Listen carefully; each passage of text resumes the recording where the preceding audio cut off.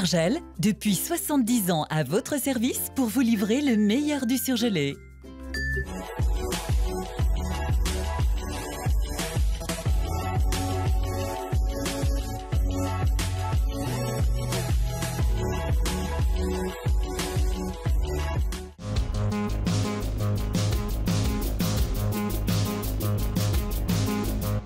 Mobilisation des parents d'élèves à Vaux-en-Velin après des coups de feu tirés à proximité d'écoles. Des restaurateurs lyonnais invitent des personnes âgées pour rompre leur isolement. Enfin, le Loup se prépare ce soir au choc face à Montpellier en demi-finale de top 14. Moi, mon fils, il me dit on a vu des gens courir dans la cour et puis ils ont entendu des coups de feu. Des coups de feu tirés aux abords d'une école. Depuis plusieurs semaines, voire plusieurs mois, la situation se dégrade à Vaux-en-Velin. Dernier événement en date, un règlement de compte qui s'est déroulé vendredi, ici, à l'école Jean Villard, dans le quartier du Mas du Taureau, au moment même de la sortie du périscolaire. Parents et enfants sont aujourd'hui toujours traumatisés. Ils sont un petit peu choqués, nos enfants. Donc quand ils rentrent le soir, ils ont toujours peur de ce qui peut se passer, si ça va encore continuer, si ça va s'arrêter. Elle me dit, mais maman, comment ils peuvent avoir des armes? Ça devrait, normalement, ils ne devraient même pas avoir d'armes sur eux. Et moi, je veux lui répondre quoi? Plus de sécurité donc, voilà ce que réclament les parents d'élèves à l'initiative de ce rassemblement. On parle d'enfants de 2 ans à 5 ans qui voient tous les jours des chiens, catégorie dangereuse, non muselés, qui voient des jeunes dealer, qui voient des jeunes squatter devant l'école. Et malheureusement, quand ils font des faits, on les appelle la police. On nous dit tout simplement, on vous envoie une patrouille. Malheureusement, personne ne vient. Il est temps qu'ils se bougent et qu'ils fassent quelque chose.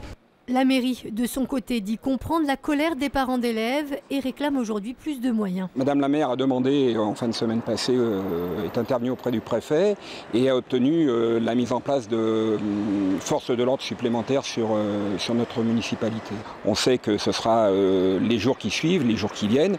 Un autre rassemblement est prévu demain devant le commissariat. Une marche devrait également être organisée au Mas du Taureau la semaine prochaine. Rompre l'isolement des personnes âgées en les invitant à partager un repas. C'est l'objectif de l'opération C'est si bon, portée par l'association Civisme et en partenariat avec des restaurateurs du 6e arrondissement de Lyon. Ces derniers invitent ainsi gratuitement les habitants d'un même quartier à se rencontrer à leur table. On a vraiment fait la démarche, nous, d'aller à la mairie et de demander à participer à cette opération. Ça fait un lieu convivial et un moment convivial pour eux. Donc c'est très sympa et puis j'espère que ça pourra créer des liens ou en tout cas des amitiés, etc. Pour qu'ils se retrouvent après, quoi. Et il semble que ça marche. On a un bel exemple, c'est au restaurant L'Aventure où chaque mois, les 10 personnes qui ont été invitées l'année dernière reprennent une table tous ensemble. Cette année encore, les seniors sont séduits. Je suis veuf, alors on peut faire des rencontres. Pour connaître un peu d'autres gens de mon quartier et goûter ce superbe restaurant. Au total, 278 personnes âgées et 19 restaurateurs participent à l'opération cette année, un événement qui en est à sa 3e édition.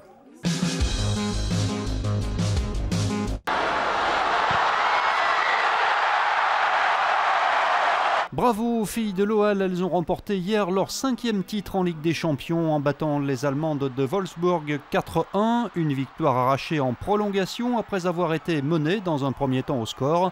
L'OL féminin devient ainsi le club le plus titré de la compétition. A noter que Camille Abili, à qui l'on doit le dernier but lyonnais, disputait là son dernier match européen. Le Loup Rugby écrit lui aussi une nouvelle page de son histoire ce soir en disputant la demi-finale de top 14 face à Montpellier dans le grand stade de l'OL à Dessines. On est à Lyon, enfin on est à côté de Lyon. Mais non, on n'est pas à Gerland, on n'est pas en Matmut de Gerland, mais on est quand même chez nous, oui, on se sent quand même chez nous. Voilà, c'est pas loin de la maison, on est très heureux de... Pour nous, c'était un objectif de venir jouer ici. Voilà, on espère que le stade sera avec nous, mais ça donne aucune garantie. Après un match éprouvant face à Toulon, la priorité c'était de récupérer. On a eu une semaine, on a joué vendredi, donc les joueurs se sont reposés. La dominante c'était le repos, la récupération. C'est ce qu'ils ont fait pendant 2 jours, 3 jours même. Et on a basculé doucement et assez vite sur le match de Montpellier. Rien n'arrive par hasard. particulièrement au rugby. Et si aujourd'hui on joue une demi, c'est que quand même il y a eu énormément de travail de la part de tout le monde dans ce club. La vraie force de cette équipe, c'est le groupe. La façon de pouvoir jouer sans les uns, sans les autres, en composant avec d'autres joueurs.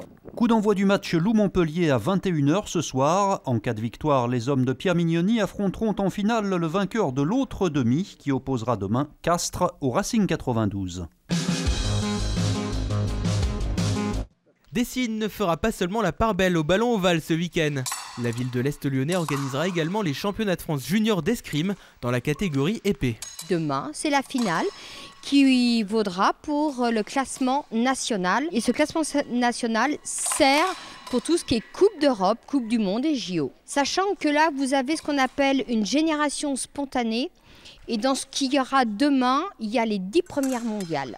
Du beau monde attendu donc, ce qui permettra aux athlètes locaux de se jauger et de se montrer. Je suis la seule représentante de Dessines sur ces championnats de France, donc c'est sûr que de connaître c'est mieux.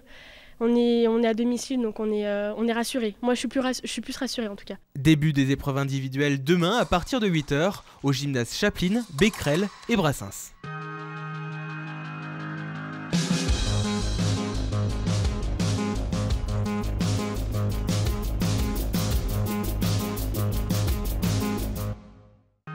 L'info continue sur TLM.tv, les réseaux sociaux et le fil info. La météo avec la